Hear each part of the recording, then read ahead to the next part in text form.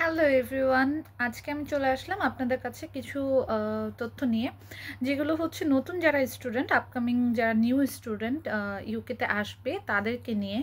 আমি আসার আগে এবং আসার পরেও অনেক ধরনের কোশ্চেন পেয়েছি, সো সেগুলোর একটা একটা করে অ্যান্সার দেওয়ার চেষ্টা করব।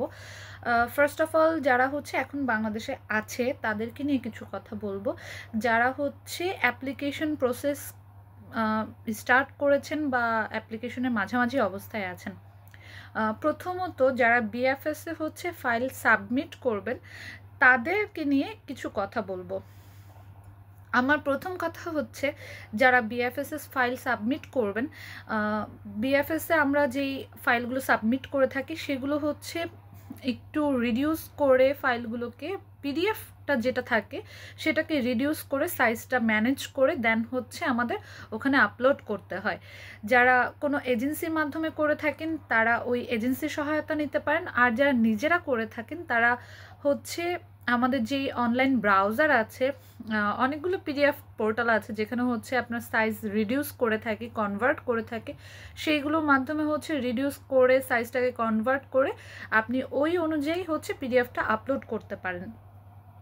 এছাড়া বিএফএসসি কী কী ডকুমেন্টস চায়, আপনি যখন অ্যাজ এ স্টুডেন্ট হিসেবে ওখানে ফাইল সাবমিট করবেন, একদম প্রথমেই আপনার হচ্ছে পাসপোর্ট চাইবে, আপনার যে ক্যাশ লেটার আছে সেটা চাইবে, আপনার ইউকেভিআই যে অ্যাপ্লিকেশনটা আপনি করেছেন আপনার ভিসার জন্য সেই অ্যাপ্লিকেশনটা চাইবে।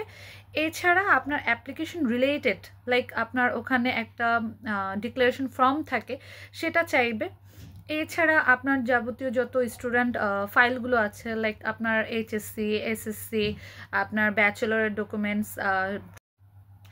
এছাড়া বিএফএসে আপনি যখন স্লটটি নেবেন, আপনার যখন আইচিএস ফি দেওয়া হবে, আইচিএস ফি দেওয়ার পর আপনি যখন ভিসা অ্যাপ্লিকেশনের অ্যাম্বাসির ফিটা জমা দেবেন, তখনই আপনি স্লটটা দেখতে পারবেন যে কোন দিনগুলো অ্যাভেলেবেল আছে এবং কোন টাইমটা আপনার সাথে মিলছে। আপনি তখনই স্লটটা নিতে পারবেন এবং ওই স্লট অনুযায়ী ওই দিন আপনাকে বিএফএসে হাজির থাকতে হবে। আপনি যখন যাবেন তখন আপনি বিএফএসের সাথে করে মেইন কপিগুলো এক কপি ফটোকপির সাথে নিয়ে যেতে পারেন। বাই চান্স ওখানে যে ডকুমেন্টসগুলো আপনার সাথে থাকবে, আপনারা যখন স্লট পেয়ে যাবেন সেই স্লট অনুযায়ী হচ্ছে আপনারা বিএফএসে যাবেন। যদি হাজব্যান্ড ওয়াইফ একসাথে অ্যাপ্লাই করেন, যদি টাইমটা এদিক সেদিকও থাকে, অনেক সময় দেখা যায় যে একসাথে দিয়ে দেয়, আর যদি একসাথে না দেয় তাহলে আলাদা আলাদাভাবে আপনারা ওখানে দাঁড়ালেন। ওখানে আপনার হচ্ছে ফিঙ্গার নেবে, এছাড়া হচ্ছে আপনার আই কন্ট্যাক্ট সহ ছবি নেবে।